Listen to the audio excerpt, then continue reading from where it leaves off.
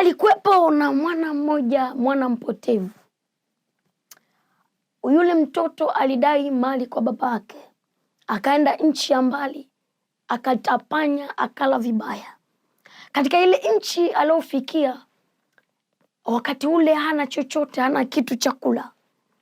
Ana maisha ya tabu. Analia tu, hakuna mtu wa kumtazama. Moyoni mwake amefikiria, akaenda kuomba kazi ili ajishibishe kwa maganda ya ndizi. Maana ile nchi ilikuwa ina njaa kali. Hakuna mtu aliyeweza kumtazama. Lakini siku moja wakati amekata tamaa, aliazimia moyoni mwake ya kwamba nitarudi kwa baba yangu. Kuna wafanyakazi wangapi kwa baba yangu wanakula na kusaza? Nitarudi, nitatubu. Nitarudi, nitamwambia baba mimi ni mwenye dhambi. Yule kijana akaondoka, akaelekea kwa baba yake. Baba yake alipomuona kwa mbali, akamkimbilia, akambusu, akamkumbatia. Akawaita wafanyakazi wake. Akawaambia, muandalieni vazi, muandalieni nguo nzuri, mshoneni. Akaletewa vazi, akavishwa vazi, akavuliwa lile vazi lililokuwa limeharibika. Wako watu Mungu anawaona wamevishwa mavazi. Wengine wamevishwa mavazi ya magonjwa. Wengine wamevishwa mavazi ya uharibifu.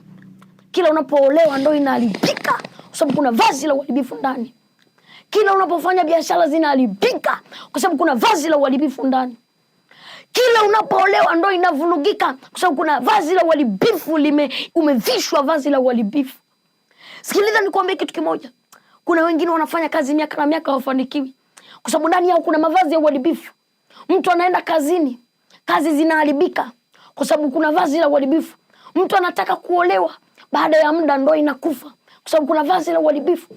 Kila anachokitaka kinaharibika. Kila anachokifanya kinaharibika, kwa sababu amevishwa vazi la uharibifu. Yule kijana alipoazimia moyoni mwake, aliporudi kwa baba yake alimbadilishia vazi, akamvua lile vazi, akampatia vazi jingine. Wengine wamevishwa mavazi ya magonjwa.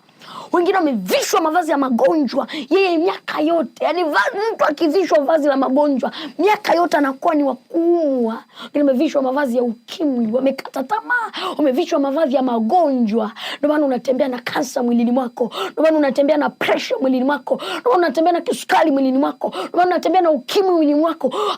Vile vitu haviwezi kuvuka, kwa sababu ni vazi ambalo haliwezi kuvuka mpaka uje uvuliwe.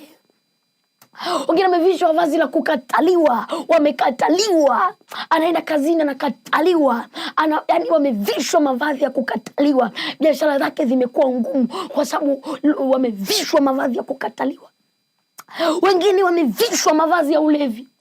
Mtu anatamani kuacha pombe, lakini anashindwa kwa sababu kuna vazi ndani yake.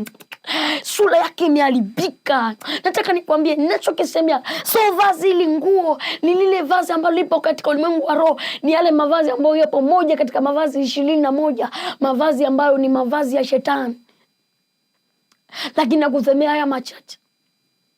Yule kijana aliporudi kwa baba yake, akavuliwa lile vazi. Wengine wamevishwa mavazi ya umaskini, wanakula kwa tabu.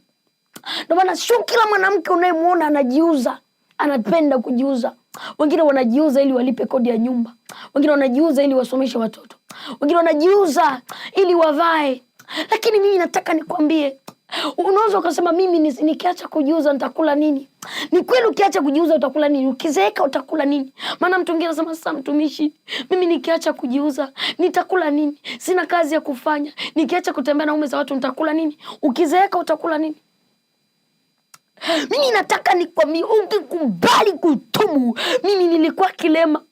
Wazazi wangu walianza kunywa pombe. Wazazi wangu walianza kunywa pombe wote. Walinikatia tamaa, na lala ndani nalia. Lakini walipokubali, alianza mamangu kuokoka. Alipokubali kuokoka, Yesu akanivua lile vazi la ukilema. Akanivua lile vazi ambalo lilikuwa limenivaa.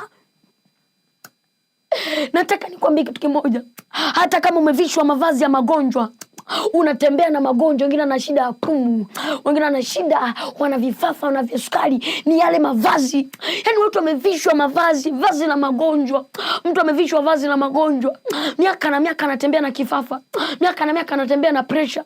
Miaka na miaka anatembea na ukimwi. Miaka na miaka anatembea na utasa. Miaka na miaka anatembea amevishwa mavazi ya magonjwa. Wengine amevishwa mavazi ya matatizo. Yaani maisha yake ni ya matatizo mtupu. Miaka yote ni matatizo. Watoto wake ni matatizo. Ndoa yake ni matatizo. Biashara yake ni matatizo. Lile vazi la matatizo amevishwa. Wengine wamevishwa mavazi ya uharibifu. Wamevishwa mavazi ya magonjwa. Wamevishwa mavazi ya ajabu. Ili hayo mavazi yavuliwe leo, unatakiwa ukubali damu ya Yesu ikuvue. Maana damu ya Yesu ni sumu, ikiingia ndani ya mtu inaua kila mavazi. Damu ya Yesu ni sumu, ikiingia ndani ya mtu inaua kila kazi za shetani. Alafu damu ya Yesu ni dawa, ikishaingia ndani ya mtu inaponya magonjwa, inafungua kila vifungo. Mungu akubariki.